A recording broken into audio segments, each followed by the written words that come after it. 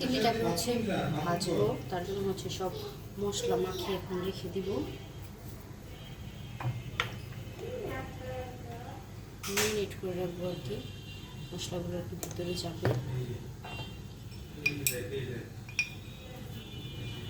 ঝাল তিলিটা হচ্ছে বাচ্চারাও খায়।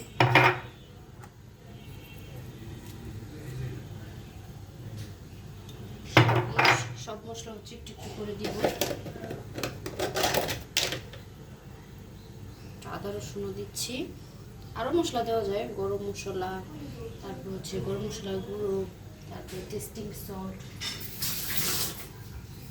আমি হচ্ছে অল্প কিছুই দিলাম, হলুদ, মরিচ, লবণ, ধনিয়া গুঁড়ো আর আদা রসুন।